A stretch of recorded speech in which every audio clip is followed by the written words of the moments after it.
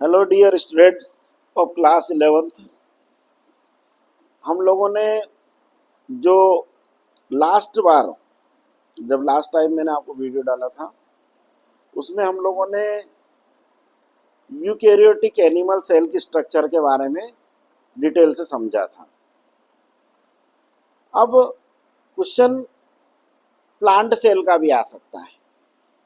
तो plant cell की structure का नामांकित चित्र बनाइए, मतलब पादप कोशिका की संरचना का नामांकित चित्र बनाइए। तो बहुत ज़्यादा घबराने की बात नहीं है इसमें। जो हमने एनिमल सेल का डायग्राम बनाया था उस एनिमल सेल में चारों ओर आपको केवल सेल वाल बनाना है, सेल वाल बनाना है, प्लस जो उसमें क्लोरोप्लास्ट बनाना है। मतलब सेल के अंदर जैसे अपन ने स्ट्रक्चर से बनाई थी उसमें क्लोरोप्लास्ट बनाना है।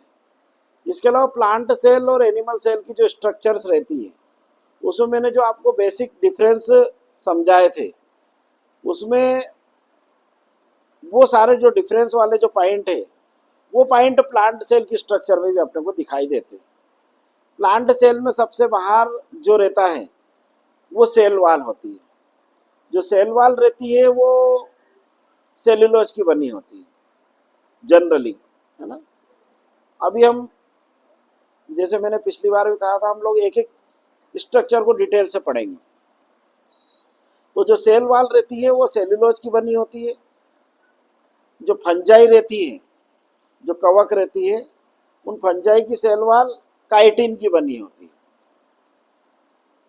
इसके अलावा सेल वाल में आपका पेक्टिन और सुबेरिन जैसे केमिकल सब्सटेंसेस का डिपोजिशन भी होता है। एक और मैं आपको इंटरेस्टिंग फैक्ट प्लांट सेल की स्ट्रक्चर से रिलेटेड बता देता हूँ कि प्लांट सेल की जो सेल रहती है वो, हालांकि सेल कोई सी भी सेल हो, भले वो एनिमल हो चाहे प्लांट हो, कोई सेल एक अकेली तो रहती नहीं है।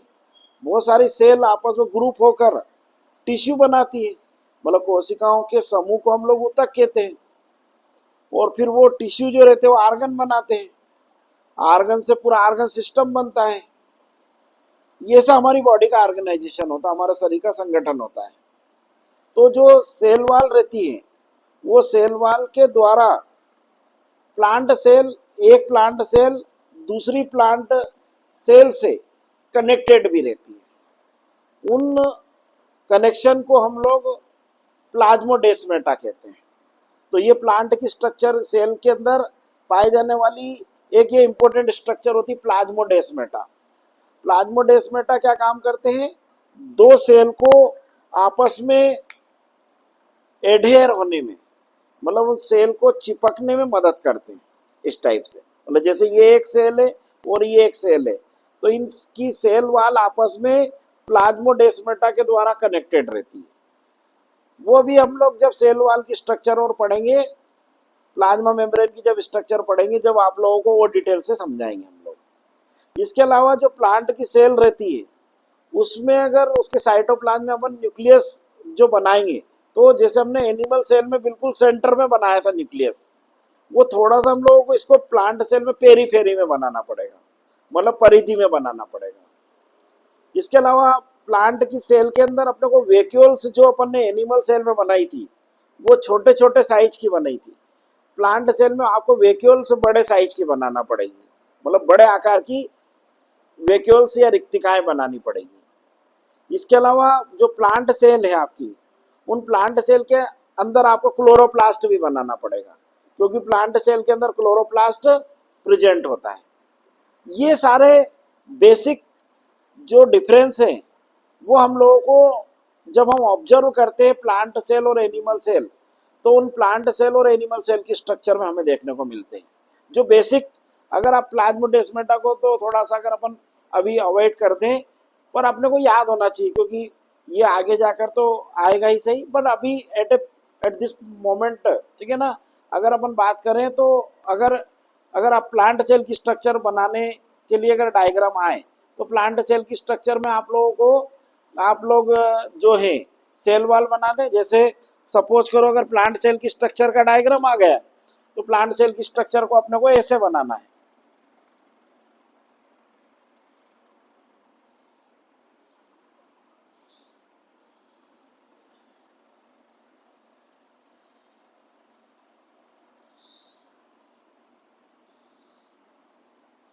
ये सेल वॉल हो जाती है। फिर उसके बाद इसमें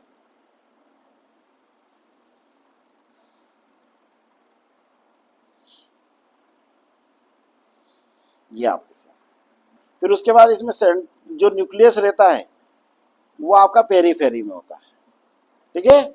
और ये वैक्यूल्स होती है, ये इसमें वैक्यूल्स जो रहती है जिनके अंदर फूड स्टोर रहता है वो बड़े साइज की रहती है। यहाँ पर जैसे अपन ने एनिमल सेल में जहाँ पे न्यूक्लियस के ऊपर सेंट्रियोल बनाया था, यहाँ सेंट्रियोल नहीं होगा। बाकी सारे स्ट्रक्चर्स जैसे गाल्जी body, endoplasmic reticulum, lysosome, ribosome, ये सारी स्ट्रक्चर तो बिल्कुल आपकी एनिमल सेल जैसी रही। अब इसमें एक और स्ट्रक्चर जैसे मैंने बताया आपको, क्लोरोप्लास्ट। ये क्लोरोप्लास्ट आपको इस टाइप से उसमें बनाना पड़ेगा, और क्लोरोप्लास्ट का भी स्ट्रक्चर अभी हम लोग डिटेल से पढ़ेंगे। मतलब अलग अलग एक एक सेल ऑर्गेनेल के बारे में मैं आपको बहुत डिटेल से समझाऊंगा, ठीक है ना। क्लोरोप्लास्ट की स्ट्रक्चर ऐसी दिखाई देती है। मैं क्लोरोप्लास्ट के बारे में जब डिटेल से पढ़ाऊंगा, जब आपको समझाऊंगा, अभी तो आप केवल ऐसा समझोगे क्लोरोप्लास्ट उसके अंदर प्रेजेंट होता है। इसके अंदर फोटोसिंथेसिस की प्रोसेस होती है, क्योंकि इसमें क्लोरोफिल पाया जाता है। ये क्लोरोप्लास्ट की स्ट्रक्चर कैसी होती है डिटेल से हम लोग इसको अलग से समझेंगे। तो ऐसा एनिमल सेल हो जाएगी, ये आपकी सेल वॉल हो जाएगी, है ना। फिर उसके अंदर ये आपकी प्लाज्मा मेम्ब्रेन,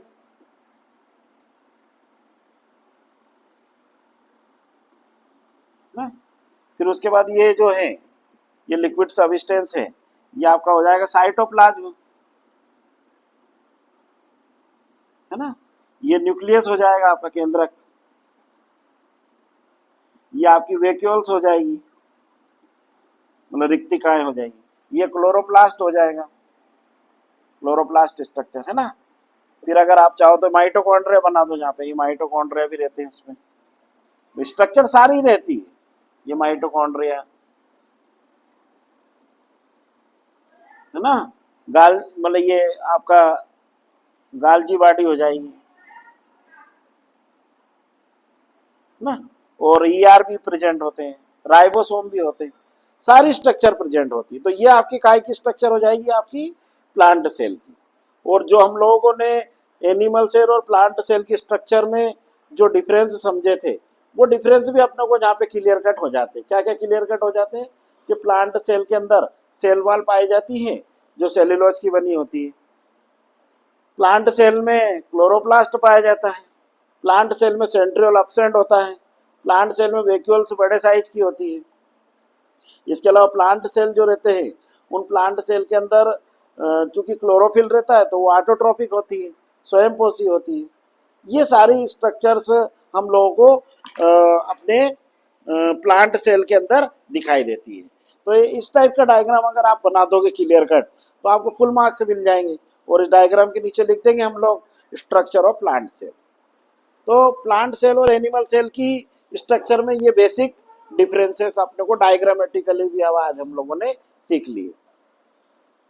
अब हम आगे बढ़ते हैं सेल में। जब सेल की ये स्ट्रक्चर के बारे में, यूकैरियोटिक सेल हो गई हमारी, दोनों प्लांट सेल और एनिमल सेल। हमारा प्रोकैरियोटिक सेल का डायग्राम मैंने आपको फर्स्ट दिन ही बना के समझा दिया था। उसमें कोई सी भी बैक्टीरियल सेल का डायग्राम हम बना के समझा सकते हैं। प्रोकैरियोटिक सेल में बैक्टीरियल सेल आ जाती है आपकी, माइकोप्लाज्मा आ जाता, पीपीएलओ, है ना। साइनोबैक्टीरिया भी आ जाते हैं, ब्लू ग्रीन एल्गी कहते हैं उनको, क्योंकि ये सब मोनेरा किंगडम में आते हैं, जो मैं आपको प्रीवियसली पढ़ा चुका हूँ। मतलब मोनेरा किंगडम मतलब एक ऐसा किंगडम जिसमें सारे यूनिसेलुलर प्रोकैरियोटिक ऑर्गेनिज्म को सम्मिलित किया गया है, मतलब which include all unicellular prokaryotic organism. अब जब सेल की स्ट्रक्चर, सेल के बारे में जैसे जैसे साइंस मतलब सेल बायोलॉजी आगे बढ़ी, तो सेल बायोलॉजी जैसे आगे बढ़ी तो हर एक सेल के अंदर जितने भी ये सेल ऑर्गेनेल हैं, इनको अलग अलग साइंटिस्ट ने डिस्कवर किया और उनकी स्ट्रक्चर के बारे में बताया, उनके फंक्शन के बारे में बताया। ठीक है ना। अब मैंने अभी आपको बार बार कह रहा हूँ मैं कि हम लोग एक एक सेल ऑर्गेनेल को डिटेल से अभी अगले वीडियो में पढ़ेंगे। ठीक है ना। बट उसके पहले एक बहुत इंपॉर्टेंट कॉन्सेप्ट आता हमारा सेल थ्योरी, मतलब कोशिका सिद्धांत। मतलब जो सेल है उस सेल की स्ट्रक्चर, उसके फंक्शंस, इन सबको समराइज करने के लिए साइंटिस्ट थे स्लेडन और स्वान। स्लेडन और स्वान ने एक थ्योरी कंपाइल्ड की। उस थ्योरी को, सिद्धांत को कोशिका सिद्धांत या सेल थ्योरी कहते हैं। इस सेल थ्योरी को आगे जाकर विर्को, एक साइंटिस्ट थे, स्लेडन और स्वान के पॉइंट को तो उन्होंने बिल्कुल एज इट इज रखा, but he also added some new points in this cell theory, और that cell theory is regarded as a modern cell theory. उसको आधुनिक कोशिका सिद्धांत कहते हैं। तो ये बहुत ही इंपॉर्टेंट क्वेश्चन है, ये परीक्षा के अंदर 11th क्लास में आता है। कोशिका सिद्धांत क्या है, व्हाट इज सेल थ्योरी। और अगर ऐसा क्वेश्चन आ जाए कि what is modern cell theory, मतलब आधुनिक कोशिका सिद्धांत क्या है, तो आधुनिक कोशिका सिद्धांत में स्लेडन और स्वान, उनके जो पॉइंट थे उनको तो एज इट इज रखा, but some other scientist also added their views in that modern cell theory. वो कौन कौन से जो अदर साइंटिस्ट थे, उनमें आपके विर्को थे, इसके अलावा एफ.सी. स्टीवर्ड। एफ.सी. स्टीवर्ड जो थे वो बहुत बड़े साइंटिस्ट हैं। उन्होंने प्लांट सेल के अंदर टोटीपोटेंसी की खोज की थी। मतलब उन्होंने बताया था कि जो प्लांट सेल होती है वो टोटीपोटेंट सेल होती है। मतलब a single cell can give rise to entire plant. मतलब एक कोशिका से हम पूरा पादप रिजनरेट कर सकते हैं। जब सेल में ये पावर, सेल की इस पावर को टोटीपोटेंसी या पूर्ण शक्तता कहते हैं। ये टोटीपोटेंसी की डिस्कवरी स्टीवर्ड साइंटिस्ट ने की थी। बाद में स्टीवर्ड के इस व्यू को, मतलब टोटीपोटेंसी के इस डिस्कवरी को, जो हेवरलैंड एक साइंटिस्ट थे, उन्होंने प्लांट टिश्यू कल्चर टेक्निक में इसका यूज किया। इसलिए एफ.सी. स्टीवर्ड और जो हेवरलैंड है, इनका आगे जाकर प्लांट टिश्यू कल्चर में, प्लांट सेल हाइब्रिडाइजेशन में बहुत बड़ा उन्होंने योगदान अपना प्रस्तुत किया। बट ये सब चीजें कब पॉसिबल हुई, when Schleiden and Schwann along with Virchow proposed this cell theory. मतलब स्लेडन और स्वान ने विर्को के साथ मिलकर यह कोशिका सिद्धांत प्रस्तुत किया। तो ये आपको याद होना चाहिए, टोटीपोटेंसी एक बहुत ही इंपॉर्टेंट फिनोमिनॉन है। ठीक है ना। अब अगर आप मुझसे पूछोगे क्या केवल ये टोटीपोटेंसी केवल प्लांट सेल में होती है क्या, ह्यूमन बॉडी के अंदर ऐसी सेल नहीं है क्या जिनमें टोटीपोटेंसी होती है, तो ऐसा नहीं है कि प्लांट सेल में ही टोटीपोटेंसी होती है। हमारी बॉडी के अंदर भी कुछ ऐसी सेल होती है जिनके अंदर ये टोटीपोटेंसी का पावर होता है। उन सेल को हम लोग स्टेम सेल कहते हैं, है ना। क्या नाम होता है उनका, स्टेम सेल। जहाँ स्टेम सेल की बात जब आती है तो बच्चे क्या समझते हैं कि ये स्टेम मतलब तना, तो नो, वो स्टेम सेल हमारी बॉडी की अनडिफरेंशिएटेड बायोलॉजिकल सेल होती है। आयुर्वेदिक जैविक कोशिकाएं होती है, और उन अनडिफरेंशिएटेड बायोलॉजिकल सेल को अगर हम लोग निकाल ले पर्टिकुलर ऑर्गन से, तो उससे हम लोग उस पूरे ऑर्गन, पूरे टिश्यू को रिजनरेट कर सकते हैं। जैसे आप लोगों ने बहुत बार नाम सुना होगा ऑर्गन ट्रांसप्लांटेशन, मतलब अंग प्रत्यारोपण। बहुत बार अपन ने देखा होगा कि आप लोगों ने सुना होगा, कहीं पेपर में पढ़ा होगा कि किसी व्यक्ति का लीवर डैमेज हो गया, या उसका 100% लीवर या मोर देन 70% लीवर उसका डैमेज हो गया। ऐसी कंडीशन में उसको लीवर ट्रांसप्लांट करने की जरूरत पड़ती है। अब लीवर कोई आर्टिफिशियल स्ट्रक्चर तो है नहीं जो कहीं से अपन बना के उसकी बॉडी के अंदर ट्रांसप्लांट कर दे। उसे किसी ह्यूमन का ही लीवर उसकी बॉडी में ट्रांसप्लांट करना पड़ेगा। तो लीवर ट्रांसप्लांटेशन, किडनी ट्रांसप्लांटेशन या बोन मेरो ट्रांसप्लांटेशन, इसमें क्या काम करते, कभी कभी उन ऑर्गन्स की स्टेम सेल को निकालकर वो पर्टिकुलर पूरा ऑर्गन रिजनरेट कर लेते हैं लेबोरेटरी में। जब वो पूरा आर्गन बना लेते, पूरा मतलब लीवर बना लेते, फिर उस लीवर को उस रिसिपिएंट व्यक्ति के अंदर, उस जो ग्राही व्यक्ति जिसको हमें लीवर उसका डैमेज हो चुका है, उसकी बॉडी में हम उसको ट्रांसप्लांट कर सकते हैं। तो ऐसी सेल हमारी बॉडी के अंदर भी पाई जाती है। ऐसी सेल्स को हम लोग स्टेम सेल्स या स्तंभ कोशिकाएं कहते हैं। ये स्टेम सेल्स या स्तंभ कोशिकाएं जो रहती है, ये टोटिपोटेंसी या पूर्ण शक्तता को प्रदर्शित करती है।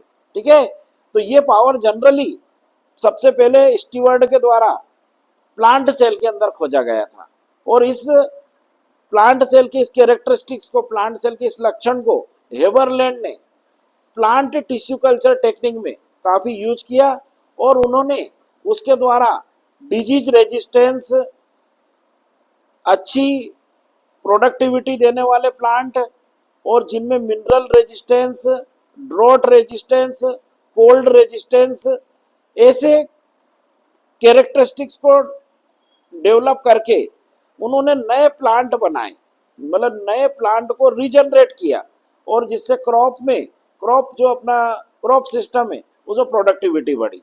हालांकि ये चीज़ें आप लोग जैसे जैसे अब आगे बढ़ते जाओगे तो आपको सीखना पड़ेगी, और जब सीखोगे तो आपको बहुत ही उसका नॉलेज मिलेगा। बट मैंने आपको एलिमेंट्री आइडिया, उसका जो प्रारंभिक ज्ञान है वो आज दे दिया। अभी हम चलो टोटल फोकस करते हैं काय के ऊपर, सेल थ्योरी के ऊपर। तो सेल थ्योरी क्या है, प्रश्न कैसे आएगा, कोशिका सिद्धांत क्या है, इसको समझाइए। What is cell theory, right it's important point.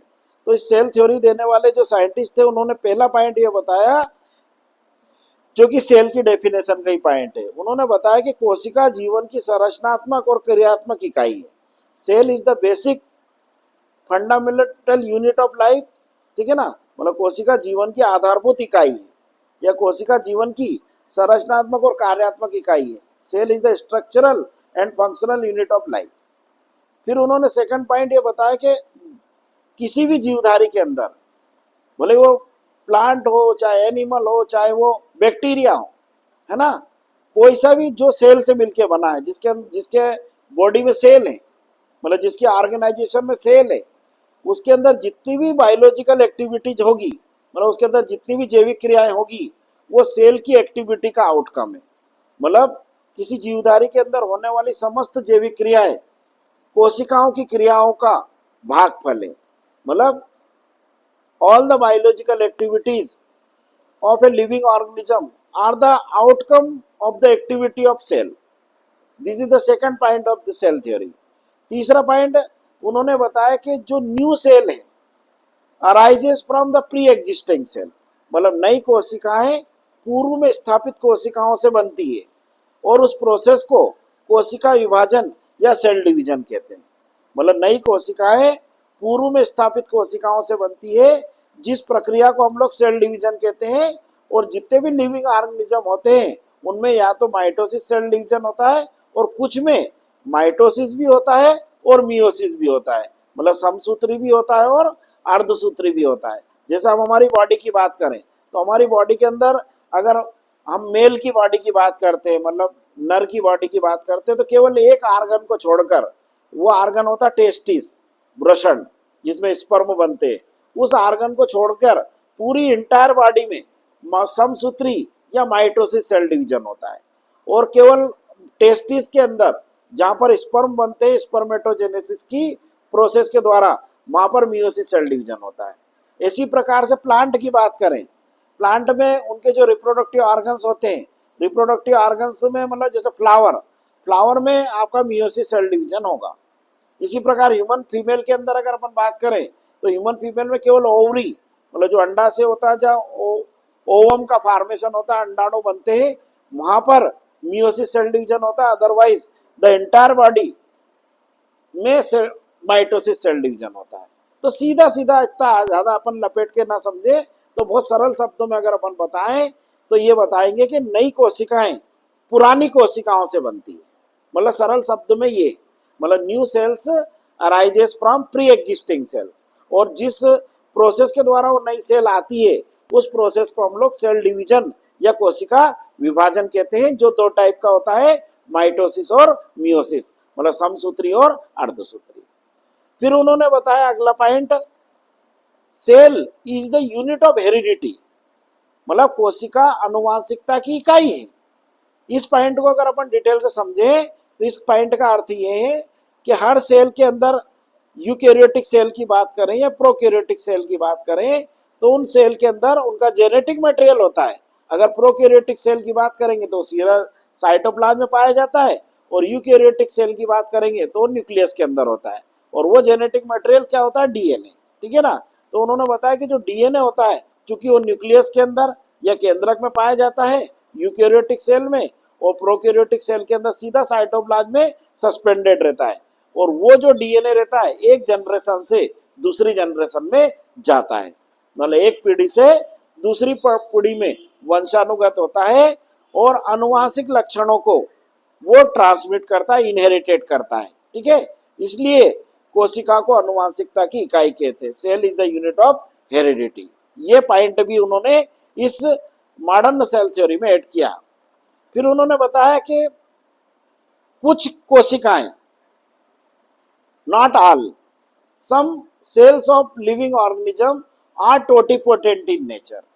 उन्होंने बताया कि कुछ कोशिकाएं टोटिपोटेंट या पूर्ण शक्त होती है, और उन कोशिकाओं में पावर होता है, उन कोशिकाओं में ये क्षमता होती है, उन कोशिकाओं में शक्ति होती है कि अगर उस सेल को अगर अपन उस लिविंग ऑर्गेनिज्म की बॉडी से निकाल दे और उसको कल्चर मीडियम में अगर अपन प्लेस कर दें, तो वो that single cell can give rise to a entire organism, मतलब उस एकल कोशिका से हम पूरा जीवधारी बना सकते। इस घटना को हम लोग टोटिपोटेंसी या पूर्ण शक्तता कहते हैं। ये भी मॉडर्न सेल थ्योरी का एक इंपॉर्टेंट पॉइंट है। तो ये पॉइंट सेल थ्योरी के पॉइंट है। क्या क्या पॉइंट है, एक बिल्कुल और सरल भाषा में समझा देते हैं। पहला पॉइंट क्या है? कोशिका जीवन की संरचनात्मक एवं कार्यात्मक इकाई है। Cell is the structural and functional unit of life. Second point क्या है? किसी भी जीवधारी के अंदर होने वाली समस्त जैविक क्रियाएं कोशिकाओं की क्रियाओं का भागफल है। बोला all the biological activities of a living organism are the outcome of activity of cell. तीसरा पॉइंट बताया, नई कोशिकाएं पूर्व में स्थापित कोशिकाओं से बनती है। New cells arises from pre existing cells by the process of cell division, that is mitosis and meiosis, जो समसूत्री और अर्धसूत्री प्रकार का होता है। चौथा पॉइंट उन्होंने बताया कि जो कुछ कोशिकाएं जो रहती है वो पूर्ण शक्त होती है, मतलब some biological cells possesses the power of totipotency। Power of totipotency मतलब एक सेल से हम पूर्ण जीवधारी को पुनर्जनित या रिजनरेट कर सकते हैं। फिर उन्होंने बताया कि जो सेल है वो अनुवांशिकता की इकाई है। Cell is the unit of heredity. This is called modern cell theory. अगर सेल थ्योरी आती है तो ये आपको पांचों पॉइंट उसके अंदर लिखना पड़ेंगे, और इन चारों साइंटिस्ट का नाम लिखना पड़ेगा। चार साइंटिस्ट कौन कौन से? एक तो स्लेडन, एक स्वान, विर्को और स्टीवर्ड। ये सारी चीजें आपके सेल थ्योरी के अंतर्गत सम्मिलित की गई है। आई थिंक आपको ये समझ में आया होगा, और इस वीडियो को आप ज़्यादा से ज़्यादा लाइक करें, शेयर करें। Okay, all the best.